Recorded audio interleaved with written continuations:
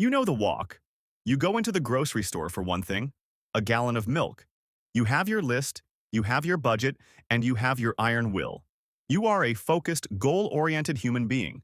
But 20 minutes later, you emerge with a cart full of things you didn't need, a wallet full of regret, and a single, lonely gallon of milk. You blame yourself. You think you have a problem with impulse control. But what if I told you that you were never in control? What if the building itself was designed to break your will?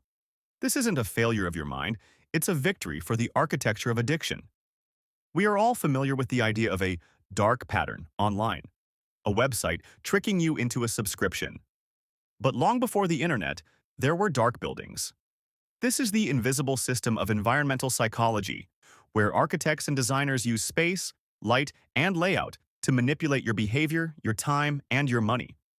They are the masters of choice architecture, and their goal is simple: to move you from a focused, purposeful state into a state of happy disorientation where your defenses against impulse buying are completely lowered.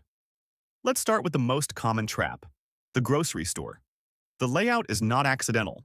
It is a meticulously engineered maze.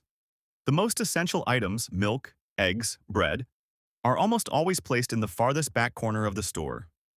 This is the Bermuda Triangle of the supermarket. They force you to walk past every single aisle, exposing you to thousands of impulse items you didn't intend to buy. This tactic is a direct application of the Gruen Transfer.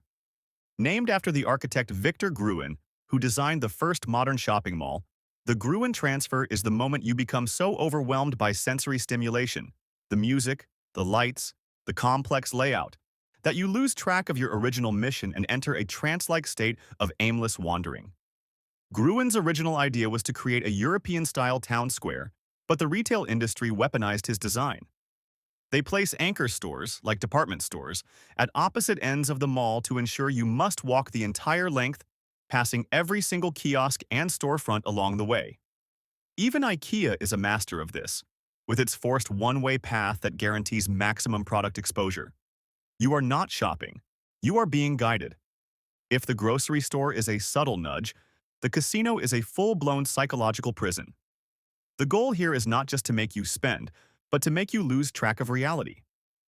The most famous invisible system in a casino is the removal of all external cues. You will not find a clock or a window. This is intentional temporal distortion. Without the sun or the time, your brain loses its natural rhythm, making it easier to stay and gamble for hours. Next, look down. Casino carpets are famously hideous, a chaotic, swirling mess of bright colors and complex patterns. This isn't a design mistake. The busy pattern serves purposes. Finally, the layout is a maze. The gaming machines are placed in confusing, non-linear patterns. There are no straight lines to the exit. The only clear paths lead to the cashier cage or the bar. Every design choice is a carefully constructed barrier between you and the outside world, designed to keep you in a state of continuous play. The architecture of addiction has now moved into your pocket. The digital world has perfected the Gruen Transfer. The infinite scroll on social media and e-commerce sites is the digital equivalent of the maze. It removes the natural stopping point of a page end, keeping you in a state of perpetual, aimless wandering. And just like the checkout counter, the digital world uses dark patterns and algorithmic recommendations to capitalize on your mental fatigue.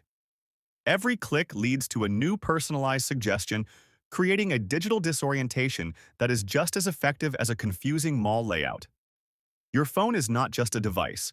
It is a pocket-sized casino designed to maximize your dwell time and your spending. The architecture of addiction is the ultimate invisible system. It is a constant, silent battle between your conscious intent and the environment's engineered manipulation. The good news is that once you see the maze, you can start to navigate it. The world is not built for your autonomy. It is built for your consumption. But understanding the blueprint is the first step to reclaiming your free will. If this video helped you see the invisible systems in your life, hit that subscribe button.